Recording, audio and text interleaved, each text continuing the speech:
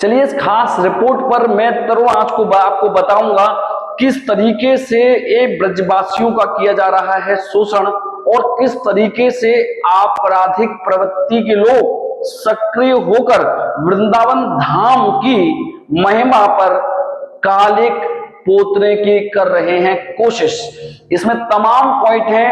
आज बांके बिहारी मंदिर मामले को लेकर लोकतांत्रिक व्यवस्था सवालों के घेरे में है। इस बांके बिहारी मंदिर व्यवस्था को लेकर बहुत सारे लोग जो ईर्ष्याग्रसित हैं, जो कि किसी भी मुद्दे की आड़ लेकर अपनी रोटियां सेकते हैं और जो कि किसी की वेदना को अपने सिर्फ YouTube व्यूज बढ़ाने का साधन समझते हैं। क्योंकि ये बांके बिहारी मंदिर की लड़ाई प्रशासन की ओर से, सरकार की ओर से और साथ ही अपने प्यारे भक्तों की ओर से और गोस्वामी समाज की ओर से लड़ी जा रही है।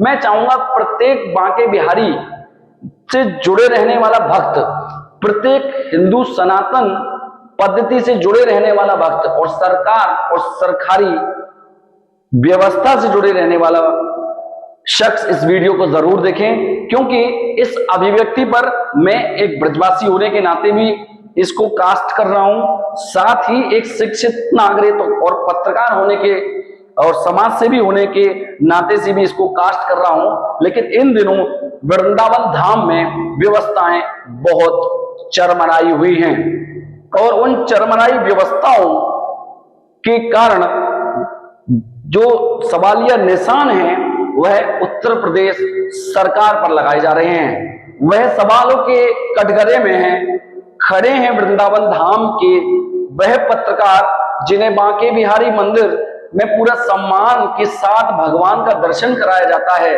लेकिन ये रिपोर्ट थोड़ी बड़ी होगी, लेकिन मैं किसी बड़े सैटेलाइट चैनल पर कोई न्यूज एजेंसी के द्वारा खरीदी गई चंद फुटेज के आधार पर यह विश्लेषण नहीं दिखाऊंगा।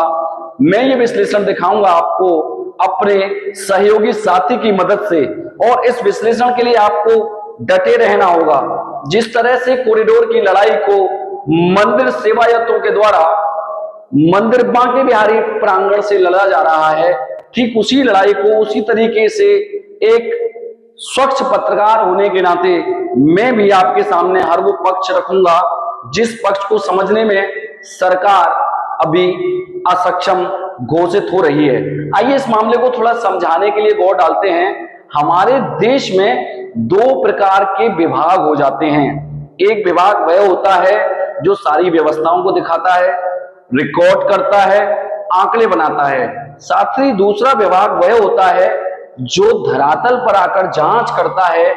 तो कहते हैं दूर के ढोल सुहावने, देखने में कुछ और होता है और समझने में कुछ और। सरकार जो वायदा कर रही है वृंदावन के विकास का, भीड़ की व्यवस्था का, उसको लेकर गोस्वामी समाज ने बहुत बड़ी बात सामने रखी है। वह बात है वृंदावन में यमुना के विकास को लेकर भी वायदे किए गए। काशी विश्वनाथ कॉरिडोर में भी व्यवस्था को आधार पर किसी भी प्रकार की जान मान की हानि नहीं होगी, इस पर भी बात की गई। लेकिन क्या सरकार वृंदावन में किसी भी प्रकार की अव्यवस्था या जान मान की हानि ना हो, इस बात की जिम्मेदारी लेगी कॉरिडोर के साथ? आखिरकार कॉरिडोर की आवश्यकता क्यों?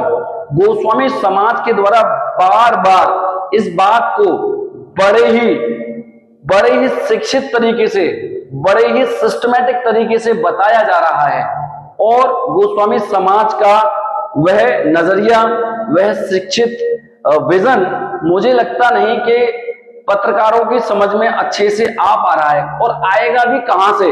क्योंकि जब कोई बड़ी रिपोर्टिंग होती है तो मथुरा वृंदावन में नियुक्त पत्रकारों से उनकी आईडी और माइक छीन लिए जाते हैं।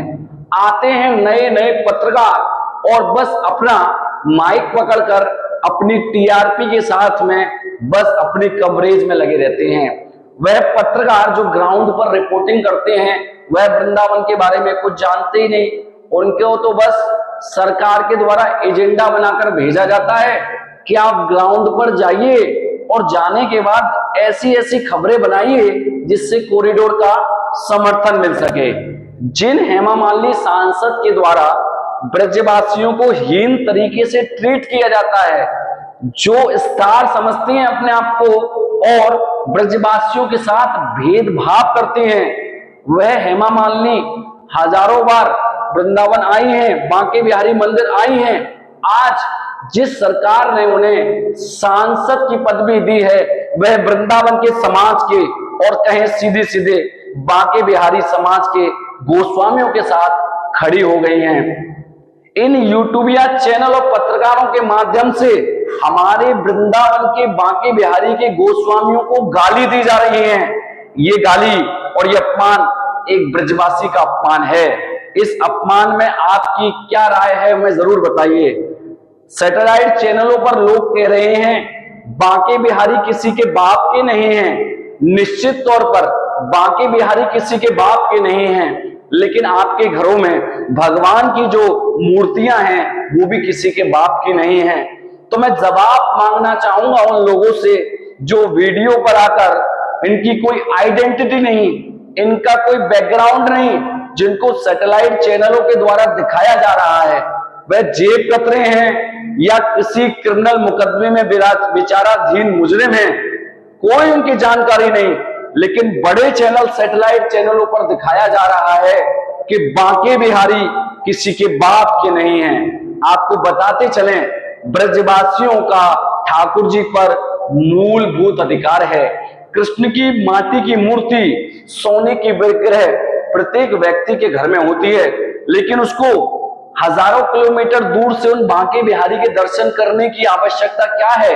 यदि भगवान आपके हृदय में है तो आप बैठकर अपने भजन कीजिए ना घर पर। आपको बांके बिहारी के अंदर ही ठाकुर जी को देखने की जरूरत क्या पड़ रही है? भैया, ये जरूरत ही हम ब्रजवासियों का भाव है।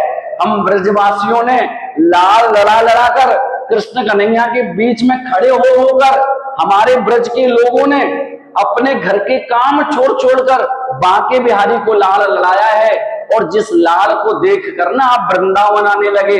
लेकिन आज वही भक्तों की भीड़ अपनी सुविधा के नाम पर वृंदावन के ब्रजवासी को एक मजाक बनाकर आनंद ले रही है।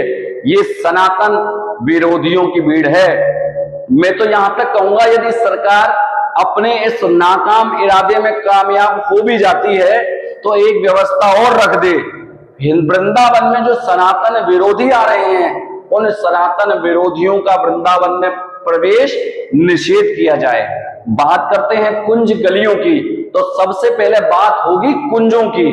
क्या आप जानते हैं कुंज क्या होता है? मैं एक ब्रजवासी हूं, मैं जानता हूं कुंज क्या होता है। मेरा बचपन कुंज गलियों में बीता है। समझने का प्रयास करते हैं, कुंज कृष्ण के समय में हुआ करती थी या फिर उसके उन कुंजों को पुनर्निर्माण कराया गया भगवान कृष्ण के वंशजों के द्वारा या फिर यहां पर बसने वाले राजाओं के द्वारा।